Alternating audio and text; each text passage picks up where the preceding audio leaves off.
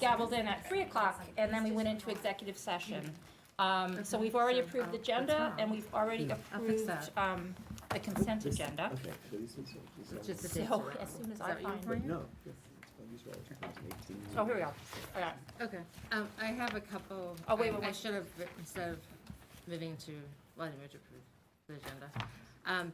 Is I want to make a couple changes to the agenda. One is Glenn just pointed out to me that the list of the calendar is incorrect in our, it lists, it's from 2017 to 2018, so when we approve that, Oh, this one, Yeah. right. that should, so I make a motion to amend the agenda to reflect the current year's calendar. Okay.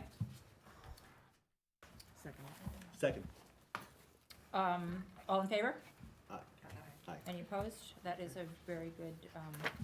Okay. Thank you, Glenn. Yeah. And- No, it's good. And then I'd also All the like dates to are wrong, too. make another change to the agenda. I know that we have on to review and discuss the policy 6141, 21 religion in public schools, and just, the more I read it, and keep coming up with new questions, and I know we want to get community input, but this time of year, everyone's focusing on, graduations and spring. And so I would like to make a motion that we actually even postpone discussion till our next meeting when we come back from the summer, just so we're fresh and we can have questions, and then the public will be more ready for the school year and it's a new policy, I think we need to take our time. and okay. Do right So the by it. motion is that we table that discussion? Yes. Is there a second? Second, Any discussion? what kind of, so are we gonna collect any input between now and the next meeting? What was your Probably process? not. So I was actually, I hate to drag it out, like not drag it out, but to give it the careful consideration, and I mean that sincerely, I think that we bring it back, and if you'd feel, but I think the community remind them, so if we just have it as a brief discussion at our first meeting, then the next meeting have even more discussion. Okay, but no work between No, now? not work, no work. Not over the No. summer, okay. And I know you have been very good, and you have raised important questions and things like that. I just feel like I'm at the point where I'm ready to go, and then I think, wait, no, this, that wording actually, the next time I read it, doesn't sit right with me. And, Okay, and and, yeah, and I can go along with that. I'm just wondering, would it be worth raising questions that we know about now? That's my Okay. only question.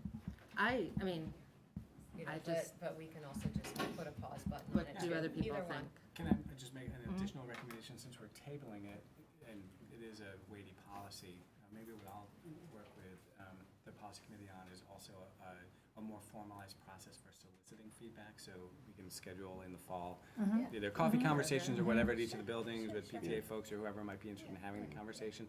And that way we can do some broad information gathering that then can come back to the board and inform the discussion around policy development here. When we came up with the draft, as it is now, we very much, we said that our goal is to sort of find a compromise so that we don't ban things. Religion is an important part of learning, and the symbols of religion are important too, but there's also non-religious symbols that we see around, the schools or, the holidays, especially, a stocking, a menorah, a dreidel.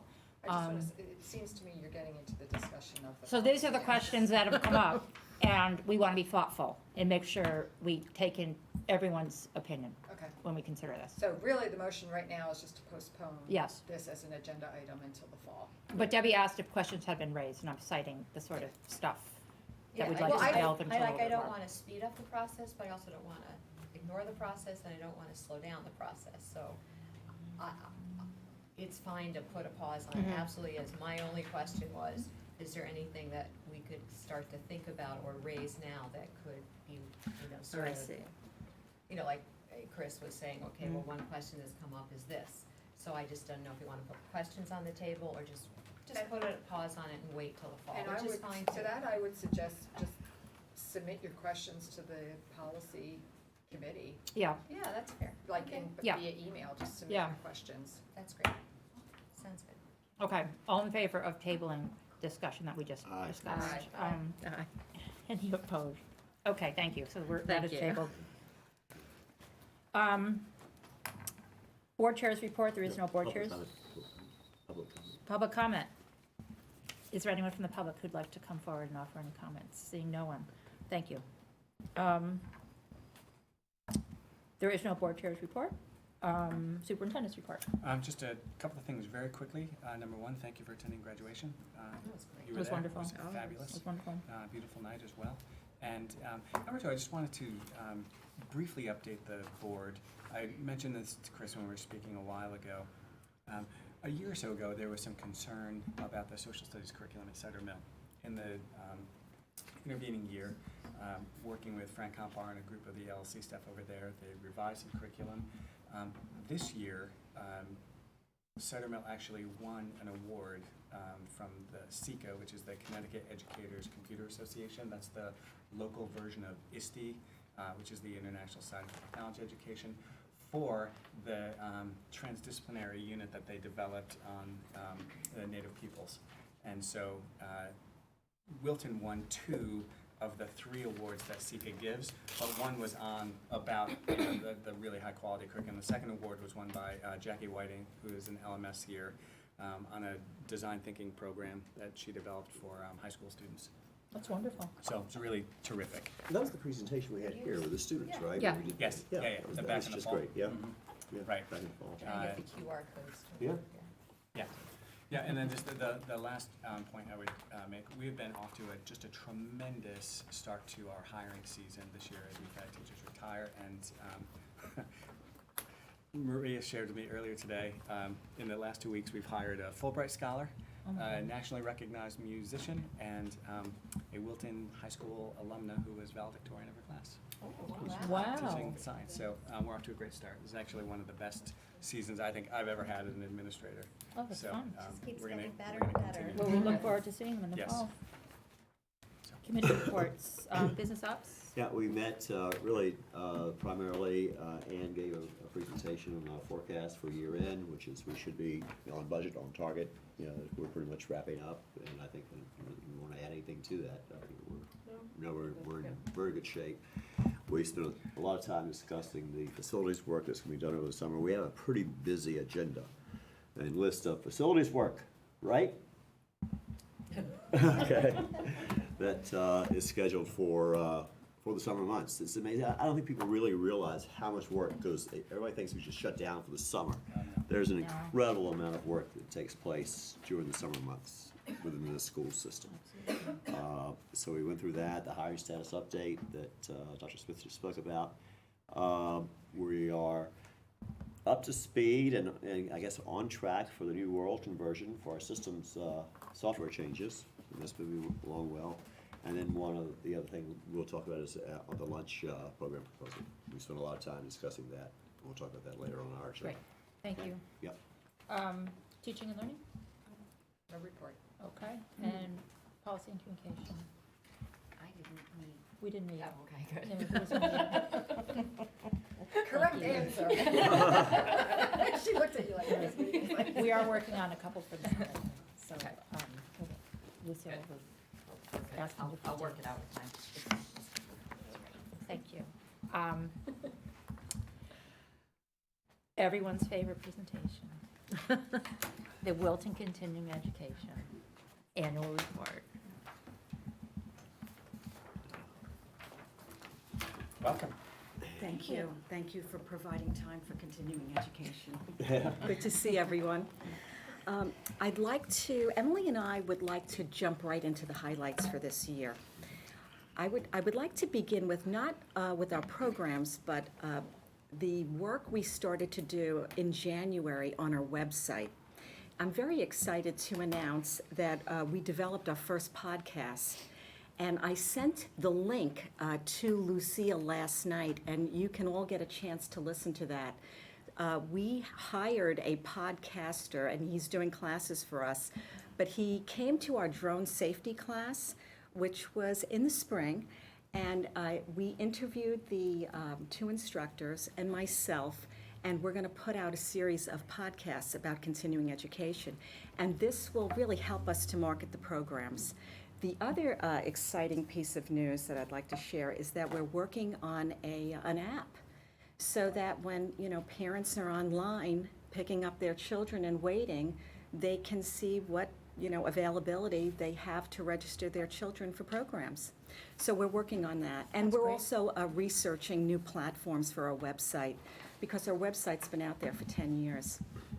So that we're going to proceed with this work through the summer and all of next year, I would say. In terms of the programs, I'd like to start with the extended day childcare program.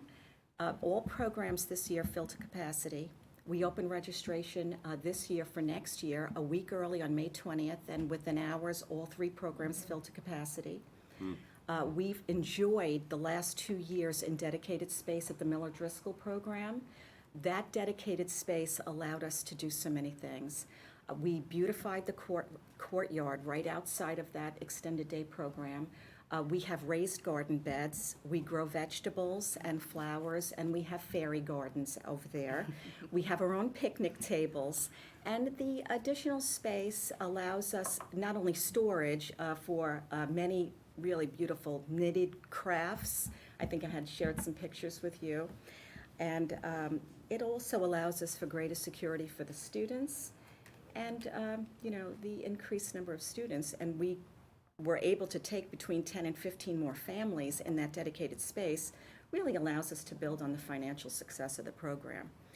We also have a great childcare program at Cider Mill. There is a big difference in that program in comparison to the Miller Driscoll program. The Cider Mill program is a mobile program and operates out of the cafeteria and the gym, and we're hoping for a dedicated space as a base there for next year. So we'll see. But all around, a great year. Really great. In enrichment, we received over 2,200 registrations in fall, winter, and spring, including gymnastics. We were up 3%. Highlights in programming, we increased our STEM programming, we increased the arts, we increased music lessons, group music lessons. We continued partnering with Wilton Public Schools teachers. We had new programming. We had ukulele workshop with Chris Johnson, music teacher, which was fabulous. If you go to our Wilton Facebook page, you'll see a number of posts there with Chris and the kids. Also Go Zen, which is the anxiety reducing program. We had that at the Middlebrook Cider Mill, and then we introduced it to second graders at Miller Driscoll this year in the spring. Pre-K Clay, offering a couple more programs next year for our pre-K students, and also Bird's Eye View of Art with the 2 art teachers over at Miller Driscoll. Summer programs, again, running for 7 weeks. We have 31 programs running this summer. This week we kicked off sports and games with Mr. Jima with 50 kids. So big program. Camp Invention, again, coming back for the 5th consecutive year, and the enrollment is tracking the same as last year. We continue to offer SAT subsidized programming, and this year it's with the Princeton Review. We're changing it up a little bit. Music, we received over 500 registrations in the Wilton Conservatory of Music and private music lessons at Cider Mill, but we expanded this year into Miller Driscoll. Right. And now we have 20 new students, including pre-K students. So that was really exciting. I'd like to also say that not only do we subsidize the SAT prep, but we also subsidize the Go Zen program. The other thing I would like to mention is that we have eliminated all of the registration fees. Last year, we eliminated all of the adult education registration fees, and this coming fall will eliminate all of the registration fees, excluding the childcare registration fee. So when you go to register, there's no registration fee. Initially, we put those fees in place, and that was to offset website fees. But we've calculated this, and we really don't need them anymore. So that's another benefit to the community. With adult education, we knocked it out of the park with the culinary classes this whole year. In fact, in the spring, we filled to capacity 8 of the 10 that we offered, and we know we will benefit with the new kitchens in the Middlebrook School and in the Wilton High School, and I thank you for that. And so we look forward to expanding the culinary program comparable to the CIA. Yes. For the board's benefit, Jose and Chris Bernie and I met this morning. Those projects are kicking off July 5th. Wow. Jose tells me August 16th, so we'll have Yes. some renovated kitchens. Good Wow. news. Thank you. Yeah, so we'll schedule a tour for the end of the summer. Just to conclude, we usually will announce our 5 top programs in adult education. Okay, so the 5th program was the knitting program. We have a huge knitting group. Drones and drone safety was the, That's really surprising. oh, all sorts of people drones came or to the the knitting? drone class. Drones. Drones. It was fascinating, actually. How Actually, one many of, people are taking drone safety class? I would say the last 2 classes, we filled with about 15 people. Those people came from all walks of life. We had conservationists there, archival people, photographers. It was unbelievable, the interests that they had. I had no idea. Am I the only one who doesn't And have a Wilton. drone? I was gonna, No, we brought in 3 drones. Yes, we had 2 instructors, and if you get the link to the podcast, the first podcast is with the 2 drone instructors. The interesting okay. things about the drone class was that in Wilton, you're not in airspace. So if you own a drone, you know, you're, yes, except at Weir Farm. You can't fly, you can't take off or land in Weir Farm. But otherwise, it's a national park, right? So that's another thing that I learned in the drone safety class as well. But the third most popular is our bridge classes. We have a huge number of bridge players, and I think it was last year, we offered another time slot for bridge players, and that was right after school let out at 3:30 and 4 o'clock. So we had morning, then afternoon, and evening bridge players come in. The cooking, the cuisine was the second one, most popular, especially the Aranci 67 cooking series, right at the restaurant. But we offer the best indoor and outdoor tennis program. Hands down, we have the best tennis pros. So that's it. Were we Thank able you. to add any extra extended daycare? I know, yeah. Well, I will say that with the programs, we are limited with play space. So Parks and Rec is offering a program, and that will supplement. And we also work with Miss Sharon's Create, and she's supplementing the program as well. There are plenty of opportunities for us if we had additional play space. So I would say space for us limits our cadence, really. But we're hopeful that Parks and Rec will lead a good program, and we're willing to help them. And they've been in that business before, so we hope that they're successful. How many kids do we have in that program? In Miller Driscoll, we have about 51 contracted, but we have a good number of drop-ins. The 51 is up from 2 years ago, where we operated out of the cafeteria and the gym, where we had 30-something. So the additional space allowed us to take in these families. The Cider Mill program, we're limited. So we have about 40 contracted families there, plus an additional 20-something as drop-ins. Again, we're limited because of the space. Yeah, we took in less drop-ins this year because we had Yes. so many contracted families. Right. This year, it was reversed. We had less contracted and many more drop-ins, but we did find that like 6 or 7 drop-ins were coming each day. So that was high. We're hoping with that Cider Mill program to expand it a little further. Again, it will depend on the play space. We want to make it into like a boys and girls club there. So, It's- to our earlier discussion about the increased number of 2 working families and how it's presenting itself as a need for more childcare. Yes. So, Right.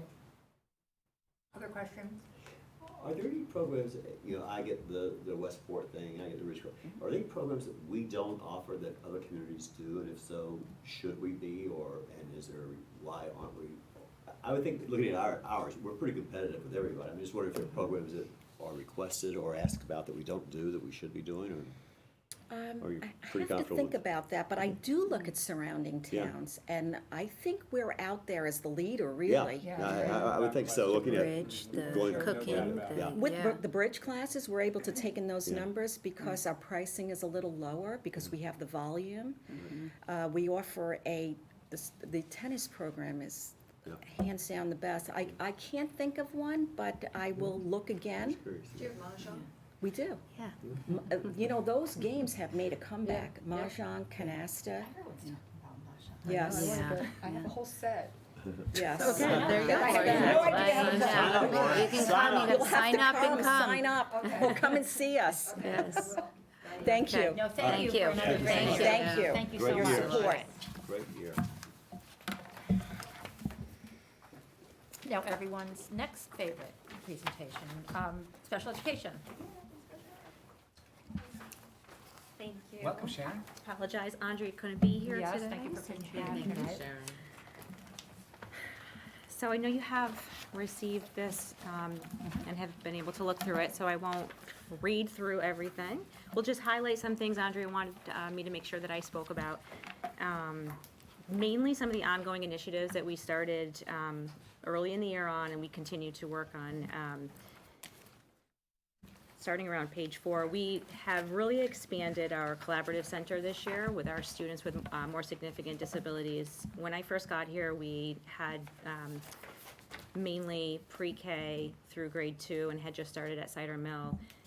We're just finishing our 3rd year at Middlebrook at this point with our collaborative center and had brought in Melissa Barrett to kind of help with our transition programming for all the buildings. We're about to graduate our 8th graders into Wilton High School next year. So this has been a big year for us with a collaborative center and students with significant needs and working on transition planning for them. We were able to create focus groups. We had parent coffees. We were able to really identify evaluations that we need to do to make sure that all these students are prepared for high school and we're ready to go for next year. So that was a lot of work this year and very successful. Great feedback from our parents. Our students have made a ton of progress and we're really excited to join Wilton High School next year with the Collaborative Center, with the help of the Center for Children with Special Needs continuing on with us. So it was a lot of work this year and we're really proud of how that went. And excited to have them join the high school.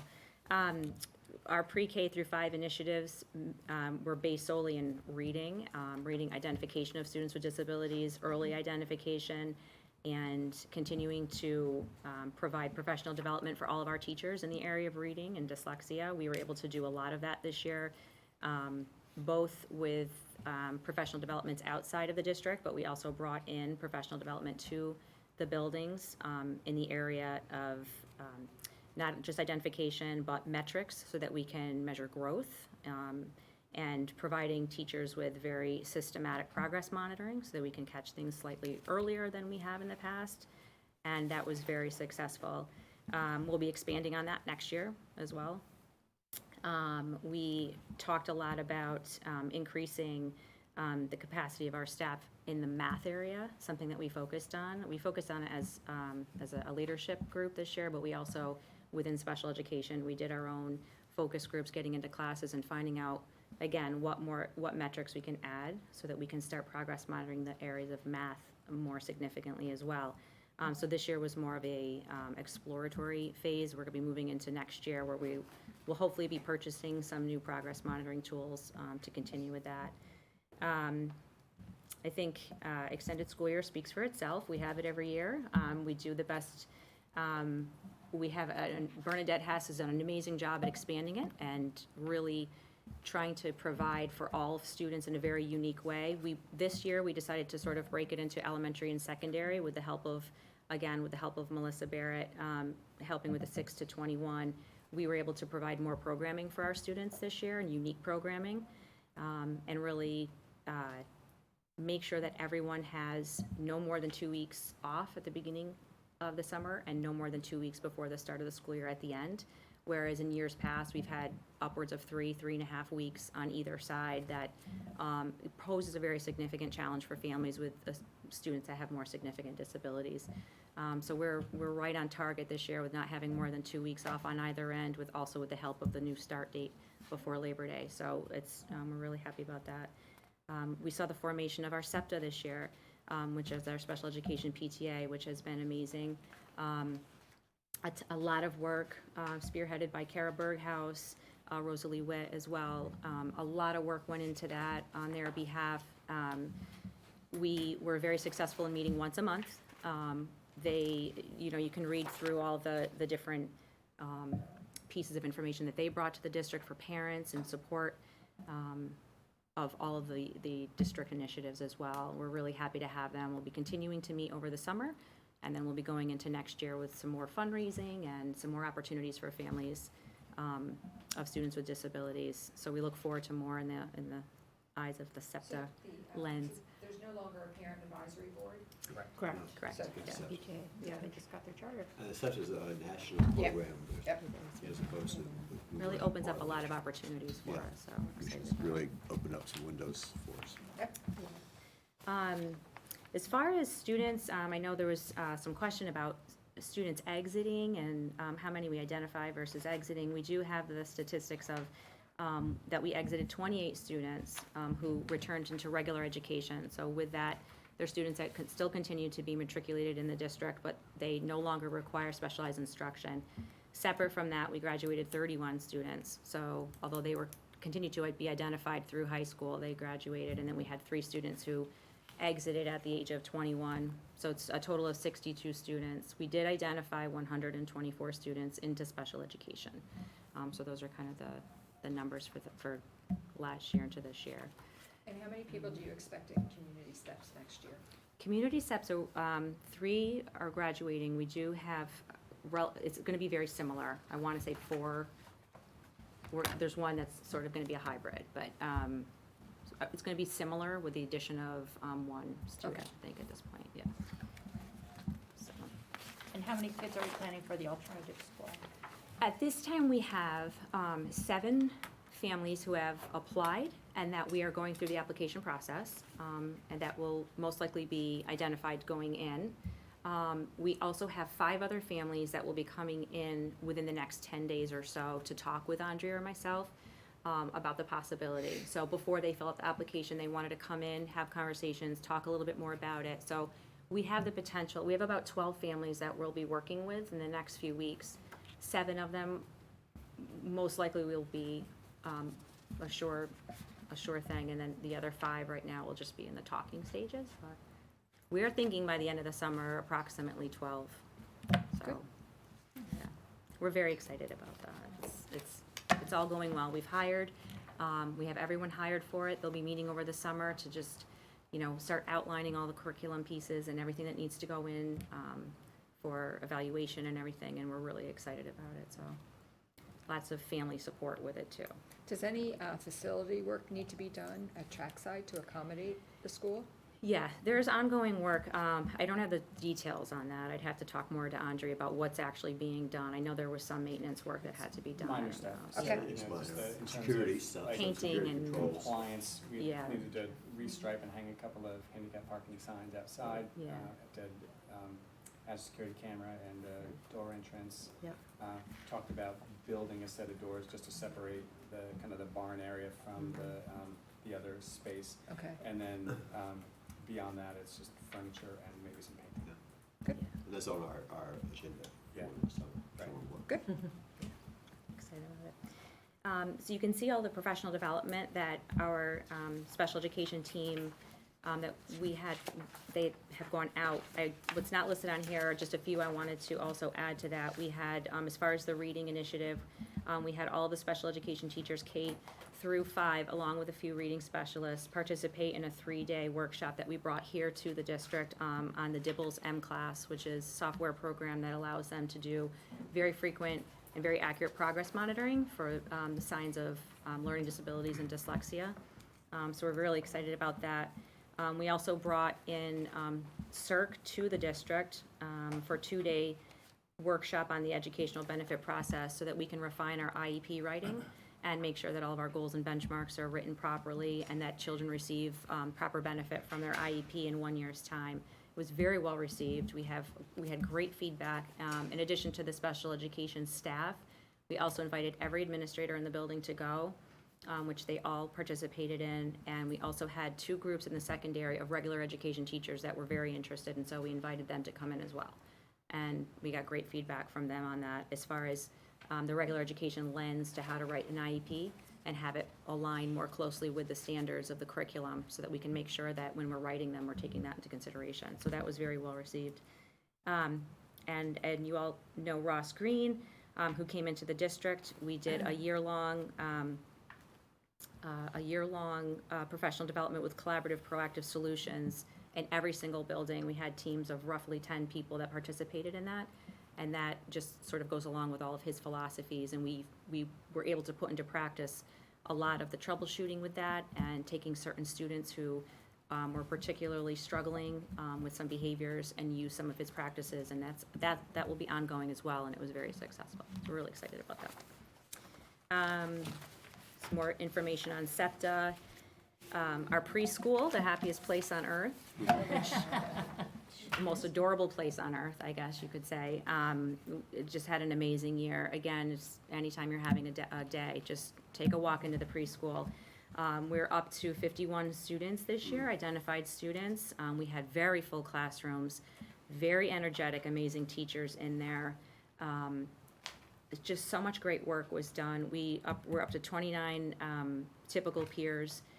When you walk into those classrooms, honestly, just the collaboration between all of the students and all the teachers in there is just, it's amazing. They were able to completely get through their curriculum.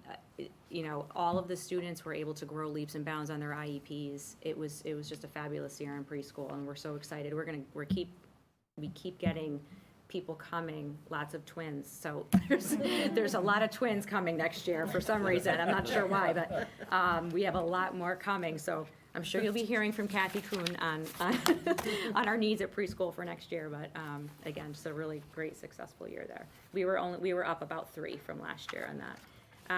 Students with disabilities overall, just some basic metrics. We were up from 615 to 638. Really, the only significant change is in the area of learning disabilities. We were up fairly significantly from 188 to 218 identified students with learning disabilities, which can be attributed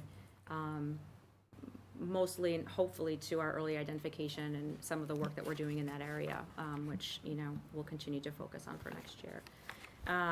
PPTs, it's been a focus since the DM group came and gave us some of the things that we need to work on, and not spending as much time in PPTs has been one of our areas of focus. We did bring our overall total PPTs down this year by 134 meetings, which you average an hour per PPT, which here in Wilton is Can I add some often historical longer. context to that? Yeah. In 2014-15, my first year, we had over 1,900 PPTs. Wow. So if you look cumulatively at the work that Sharon's done with staff, we've picked up about 400 additional hours of instructional time through It's- those changes. And that was one of the objectives. Yes, it was. Yeah. Yeah, sure. Yeah, That, Yeah. that's right. so I think it's important that we, Check. yeah, I mean, that was one of the key objectives, which I think it's great that we were able to accomplish that. It's great. It really is. It's great to have everyone back in the classroom and not sitting in meetings. So we're really happy about that. And we're going to continue to work on it. We think we can still do more, but we're happy with where we are with that. Our district outplacements remain very similar. We're up 2 from last year. However, statistically not that significant, and we'll continue to look at that. Certainly the focus is on secondary. And within that, the focus is on social and emotional health of our students and how we can better service them. I think we have a great few areas of focus for next year with our alternative program and some of the different social and emotional learning that we're doing. But we'll continue to look at that as we go into next year, and I'm hoping that when we report out next year, there'll be somewhat of a difference given that program. Homebound instruction is very similar. This is an outline of our ESY program, which is very similar this year, with the exception of the secondary taking its own taking its own spin on the academic piece. Moving forward, some of the things that we want to continue to work on is continuing to have training with the Orton Gillingham for our special education teachers. We will continue with all of the areas of reading for next year. Ross Green will continue into next year, as well as the social thinking, the prompt, and ruler. We would like to, like I had already said, explore the diagnostics for math and really get to look more deeply into the math classes and how we can progress monitor better for math and make sure that they're getting the specialized instruction that they need. We have worked with Fran to go looking into the Pearson Q Interactive, Q Global for our library of evaluations, which I'm really excited about, which is going to alleviate a lot of time on the part of our school psychologists. They'll be able to go right online and do these tests online without the paper protocols and ordering and all of the maintenance that goes along with that. So we're really excited about that. And then I just, in summary, I think I just want to, thank everybody mainly for the secondary alternative program. We are right on track with everything, and it's a blessing that we're able to start this year, and we're really excited about it. Our secondary assistant director of special services, I can't possibly thank you enough. The addition of Melissa Barrett, I slept really well. And I can't even begin to tell you. This is really going to allow us to dig deeper into all the initiatives that we have, and she's amazing, and we're really excited for that. With her taking that position, then your focus will be pre-K through 5? My focus will be pre-K 5. And she will be 6 through age 21? She will, yeah. So community steps will still be under her? It will, Okay. yes. We'll be hiring for that position now to replace that position, but she'll still be overseeing that realm. She will be also evaluating and supervising the school psychologists and social workers pre-K through 21, and I will be supervising and evaluating the speech pathologists, OTs, and PTs pre-K through 21. So we both still will have a district lens. We both will still be in the buildings, in all of the buildings, so we'll be very closely tied to another in that sense. And who But specifically will oversee the Genesis school? Genesis, so Andrea will be Okay. specifically overseeing it. Her presence on site, mostly, it will be her. Okay. However, in collaboration with Melissa as well, very, closely, I'm Okay. sure. But I think her, physically being on campus and things, Andrea will be doing most of that. And the supervision of the teachers there as well. And you said you already hired everybody that you need for Genesis? We just completed our hiring. We have our school psychologist, who I'm not sure has been announced yet, so I won't. Okay. But we just hired her, and then we have Eileen Wheeler, as you know, special education teacher, Tom Koch for humanities, Ray Amaro for the STEM math science piece. We're really excited about having them. They've already met a few times. They'll be working all summer on curriculum and things like that, so Great. very excited, yeah. So, yeah. Thank you. Additional questions, comments? I just wanted to say thank you, Sharon, because I think when you described hiring the second person, when we had our budget workshops, you were like, it was just, I was like, yeah, obviously. And the feedback from the community so far from the announcement of Melissa Barrett getting this position was just like, oh my gosh, like just really excited that, because you've done such a great job, but everyone you. acknowouges that Thank there's you. so I much work. appreciate it. Thank you, I appreciate it, yeah. Really excited. I guess the comment is, a couple of years ago, shortly after she arrived, Andrea did a whole white paper on special education, et cetera. And the people that are engaged with you understand the complexity and the detail and the amount of work that's done. But there's a large part of this community that just doesn't, because they're not engaged. It is mind-boggling, the amount of record keeping, the detail, the work that goes into this. And I just want to make sure that the entire community appreciates what you do, how you do it, and the legalities that are they're involved, the reporting requirements that are involved. It's mind-boggling what has to happen, and we do it well. So congratulations. And I just hope the community as a whole really understands or tries to understand what's involved here. because a lot of times, since they're not engaged on a regular basis, they don't see it, they don't understand. But it is really unbelievable, the effort, the amount of work that's required. Thank you. And so, well done. Thank you, I Okay, appreciate to it. all of you, I think it's On just. behalf of all of special ed, thank you. Yeah, it's, I mean, it's remarkable what It's you, a- what you folks are doing. It really It's a is. small village, but we're Yeah, no, it's Mighty. really, hard, yeah, mighty, yeah. you know, on behalf of the board, I'm just, you know, as I read this the other day, I'm thinking, oh my gosh, look at this and this, and, I mean, it's just really, Yeah. this is incredible. Thank So, you. I well done. appreciate it. Thank you. All right, you. thanks. I have one comment. Oh. I'm sorry. I do think that's a lot of great information here, a wonderful program, all the efforts that you put through. And looking back at last year's report and looking at this year's report, the progress, the new initiatives, all of that's wonderful. A little bit to Glenn's point about public understanding. I think as a board member, what would help me is special ed is such a huge part of what we do and such a volatile part or a rapidly changing part, vulnerable part sometimes when we get into budget discussions, that, you know, without perhaps making this report a tome, I do think perhaps some even more information would help moving forward. And one obvious place might be more about student outcomes. And I know that there is some data in here from the State Department, but it's old. And I think when we look at our testing report, and again, we can go back and like pull all the relevant parts of the testing report, but it might be helpful to have it in one place. We notice a gap, and I'm not sure how much progress has been made towards that gap. The state, you know, sort of aggregates 5 or 6 or 7 or 8 grades into one, and it's old data. So if we say we have a math issue and special ed students in particular, there's a gap, I really have no idea how we're doing on that gap. So I think a little bit more transparency about that and maybe, you know, making the report even highlighting it would be really helpful. Yeah, you know, Debbie, on that note, when we received the state scorecard a couple of months ago, 2 years ago, our achievement gap was an outlier compared to the state. In this last year, we significantly attacked the gap. In fact, Cider Mill cut the gap in half. Wonderful. So we're still, I think the high school, the gap grew a little bit, but it wasn't an outlier. Cider Mill was really most notable in how it's narrowed. So- Right, and I Yeah, know so we we've just been have to making pull it- progress. you're right, pull it But it into would the be report. nice to like sort of have a place to find all that Absolutely. info.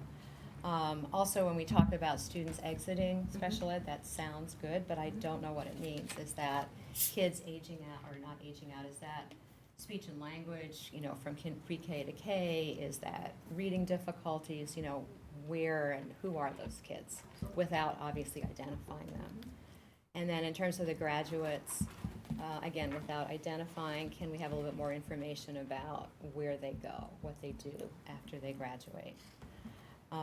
Things about staffing, again, I can go to the staffing report and pull it, but I know we've been concerned about, you know, do we have enough staff, the right staff? Are they caseloads reasonable?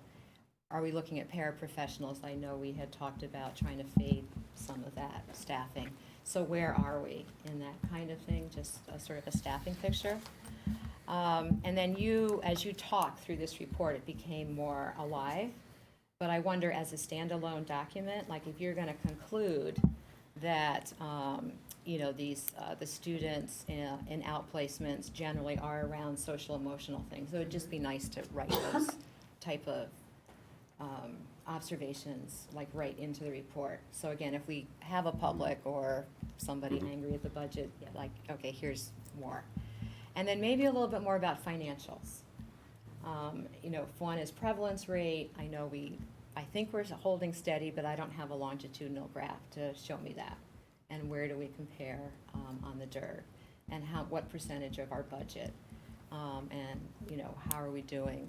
I just think, and I'm making it more complicated than a typical year-end report, but I just kind of want to say special ed's so huge that if we can put some more resources or time into a bigger look in a document that can stand alone. And I know we can go to various places, but it might be helpful to compile it. Absolutely. so, Those are but, good suggestions, so maybe going forward, we identify just a list of metrics that are inherent to the year-end special education report. So it just sort of. yeah, the and go-to whatever the source for those staff, statistics. whatever, Yeah. what's ever reasonable to do. There's a lot of good information There out is, there, yeah. and, yeah. There's all great suggestions. I wrote them down. I'll certainly discuss them with Andrea. Yeah. I'm sure we Yeah, will and be this able is to just compile moving this, not- yeah. forward, right, Yep. right. I know it's there, Absolutely. it's just be nice to Right, highlight it because, even you know, more. to both of your points, there's so much about special education, and people in the community haven't the foggiest idea where to go to look for it, and it'd be That's all helpful. the information. Yeah. Lots of different places. Good, great. Sounds good. Thank you. All right, So thank thank you so much. Absolutely, Right. thank you. Thank you so much, Sharon. Yeah, thank you. Thank you. Review and discuss lunch fund, proposal to withdraw. So in front of you, you would have got a summary of the different benefits, potential benefits of opting out of the lunch, national lunch program. I won't go through reading all of them, but the reason I had looked into it last year and I didn't think it was feasible to cover because there is a the cost of coming out of the program. But different enhancements that we're making with software and things that are coming up and visiting, we went to visit with Chartwell's Weston School District because they are off the program, to see what benefit for them, what were the pitfalls, what was good, what was not. We have the potential to come off now the program. So you'll see the different items here. What Weston had said most to us was that they still offer the nutritional program, they still follow it as much as can, but they don't have the waste that we have, because that was a big issue, that we have a lot of food that's thrown out, because we're required. It's very stringent, we have to serve it a certain types. We'll still have be able to offer other options. We'll be able to do simple thing like soup. Weston said, you're only allowed one type of soup on the program. They offer now 4, and it's I was gonna say bright, yeah, sorry. So it'll give us a different variety that we can add to it, while still keeping on a nutritional. I'll actually open it to Brian so he can talk more in depth on the background, because obviously he's got the boots to the ground there. There's a few of the things that we're guided by the state that kind of lock us into stuff that's not quite appropriate, I think. And part of that is like you have to serve an orange vegetable once a week, you have to serve a green vegetable once a week, you have to, just something like that may not seem like a lot, but if you have a green and we're gonna put green beans on the menu, and something happens, a truck doesn't come in, we have to serve another green that day. So if you don't have a spare one, and there aren't a lot of very happy kids with green vegetables, and there's there's a lot of pieces that just, they don't work that well.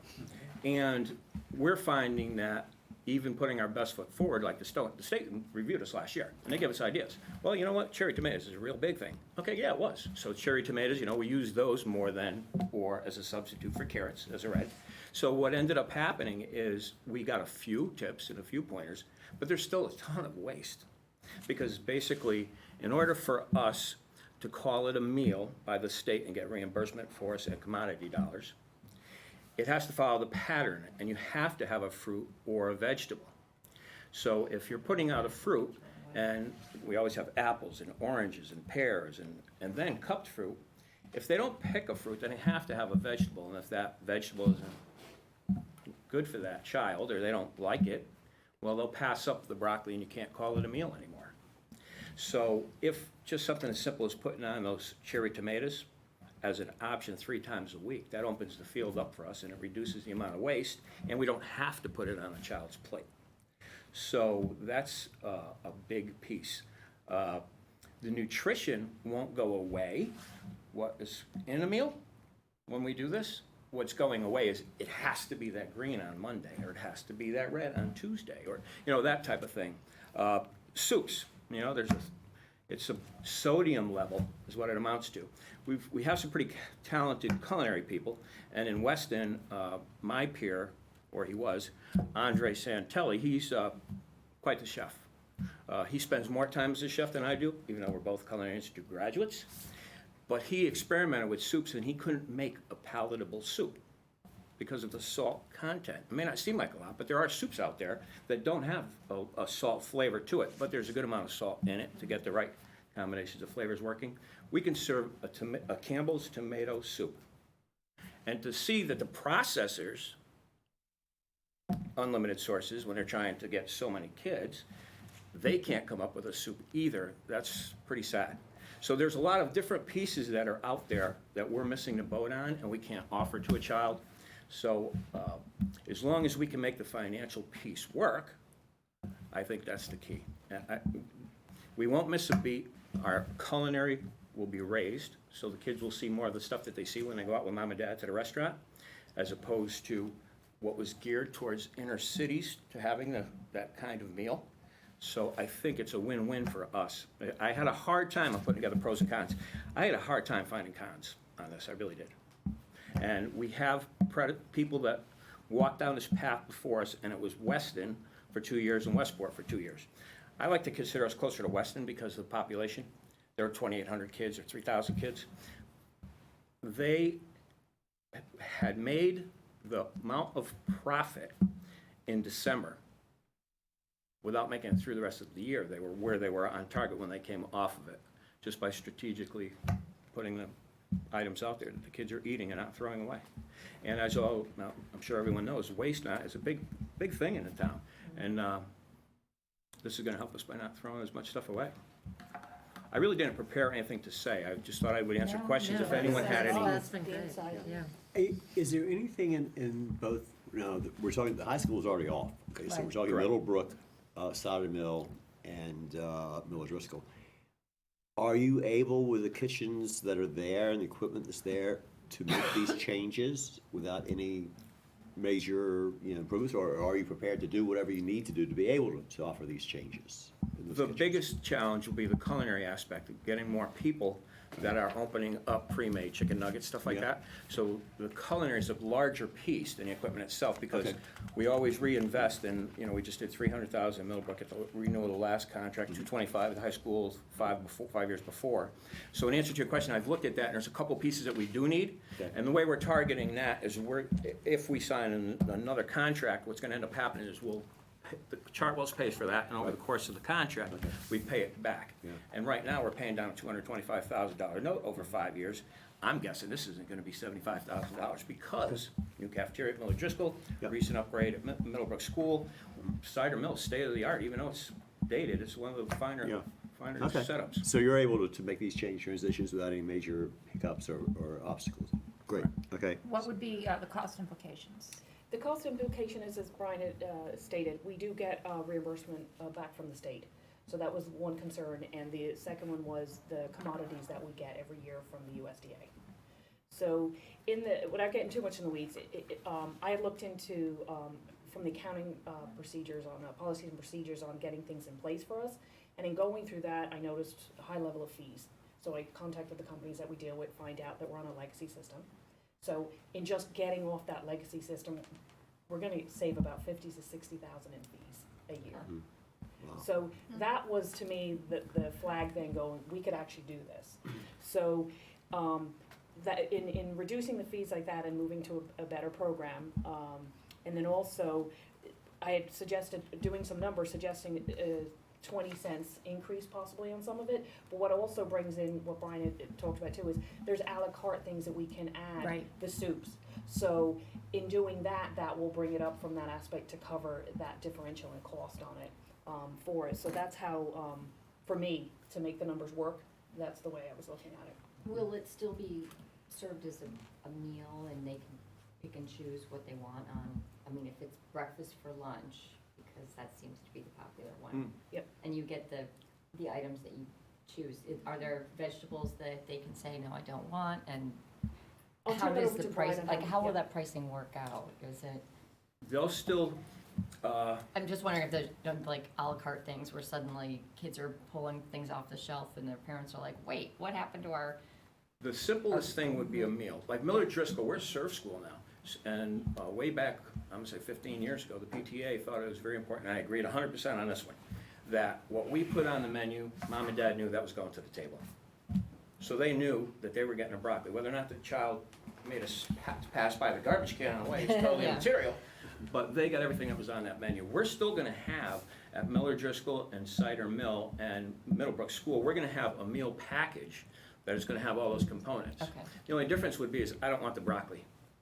So in answer to your question, in the breakfast for lunch, nobody passes up the tater tots or the egg or the any of that stuff, the sausage. Very few people pass that up, but they'll still get a fruit, they'll still get a milk. So in a case like that, that's a high favorite, that's one of the favorite items. Everything will go to the table still, and they'll still eat it all. But a better example might be like meatloaf with mashed potatoes and broccoli. Kids will say, I don't want the broccoli. But that doesn't mean they won't have a vegetable, because we're still gonna offer alternate vegetables. But it won't fall under the green, orange Right. guidelines. We might have carrots on the plate, we might have cherry tomatoes as an alternate if they don't want the carrots. So they'll still be able to pick another option like a fruit, and they'll still, big change will probably be milk, water. The state says with a meal, you're supposed to get a milk. Water doesn't count, but, there's kids out there that don't drink the milk. They want the water. They'll still have the option, and we'll make it so that they can sub the water for the milk at no additional charge. So, And Ann, your sheet said something about slightly larger portion sizes are gonna be an option, Right. rather than having to buy two. right. So how are you gonna handle that? What we've been seeing is that someone will go through the line and they'll get a meal. When they come back and get a second meal, that meal is at the same price.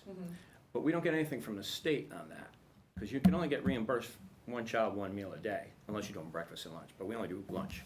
So what ends up happening is if that child goes through and is still hungry and it goes back to get more, you charge them for another meal. Right. If we do a larger portion, then instead of doing, we're $2.75 at Cider Mill, instead, we'll do a $2.75 and we'll do a larger portion, and probably be for roughly $3.25, $3.50. So they'll get more of, but not have to come back. Mom won't have to pay $2.75 two times. It'll be $3.50 once. And so the child will be asked at the beginning, Yeah. which and- size meal do Yeah, you they're gonna want? know real fast. I want more. We've got a lot of kids here that stay here till 6 o'clock at night, 7 o'clock at night, extracurricular activities, and, Yep. so if they want more, unless, we always have a disclaimer when they punch in their number, we see their smiling face, and something flashes if mom says, no double pizza, or no fish, or lactose intolerant. Right. So Right. mom can say no big meals or whatever, so. Okay. I think communication is gonna be the key to us up front, by Yep. sending out a survey. How does this sound? Would you agree with? What do you think of this? Which I already have, and I've gone through pretty thorough from what Weston did. But I think the communication piece will be so that mom won't know, oh, you had an option? What's that? What are you talking about? Yeah. Well, I will, as some feedback, I think the addition of the My Bucks, being My School able Bucks. to do that, My School Bucks, doing that online, and being able to see, like, I'm able to go back and check to see exactly what was ordered. Yep. To a certain degree, it's not real detailed. That's been a tremendous help. Now the question is, how do I get reimbursed for money that's still sitting in my account? Do you have a senior that's leaving? Yeah, Just let us know. so I just contact you. Yeah. All right. My number's on all the menus and all that. You can go down in the fall and take us all to lunch. It's only $8, but still. How are we with timing on this? This is on as review and discuss. The timing, the reason it's coming up now, and obviously I just, in doing the research I did to find out the fees, it's come down to short timeline, is because we need, by the state standards, we have to sign a contract by July 1st with the Oh. state. So that's why the timeline for us is soon, because moving forward for that. And then also for Brian with ordering commodities, we don't want to start ordering commodities because we're not going to use that if we're going to come off the program. So that's why the timeline right now is to look for approval, discuss an approval on it. So I'd like to make So a we- motion that we vote on this evening. Move this rather to the than- action. Yeah. I'll second that we Okay. Is there any further make it an discussion? action. No. I move that we approve the Yeah, withdrawal. I've been on the nutrition committee, like, the whole way through, and this comes up all the time. And it's always been something we wanted to do, but it was always cost prohibitive. So many thanks to you, Ann, for figuring out the way to do it. So, if there's nothing else, all in favor? Aye. Anyone opposed? Okay. Great. Great. That's a Thank you so really good much. thing. Thank for- you. Congratulations. Yeah, Good thank luck, you. students. I know, Greatly I appreciate know, it. our trash cans will, thank you. Next up, we're tabling 6141.21, action items, discuss and approve policy 6141 curriculum design modification and approval. Here's our motion to approve. So moved. Second, I'll second. any discussion? All in favor? Aye. Any opposed? Okay, that's approved. Discuss and approve cancellation of summer meetings. I move that we cancel our summer meetings. I second. Is there any discussion? Yeah. All in favor? Aye. Are we sure? All right. So September 12th All right. is our next meeting. September 12th? I don't know. Yes, it's on the bottom of the agenda. Okay, before we adjourn, Thank you. Right. yeah, there's no public comment because there's no. So, just quickly, we're, as you all know, we are the best videographed, right, or televised Board of Education, probably in the state. And Planet, so, on the planet. at least on planet Earth.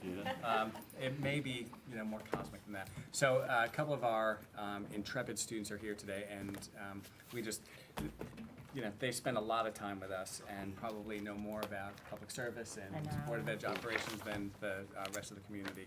So Joe is here behind the camera. Jake is downstairs. Joe, just pop your headphones off for a sec. We want to just present you. We love our flag. Lucille tells me these are unique, so only you guys get these. So, everybody, thank you. There's one for Jake also. Thank All right. you. And then we'll make sure the other guys get squared away too. And, so. I had a real treat. Max graduated. Yeah. So Yes. I got to give him his diploma on Saturday.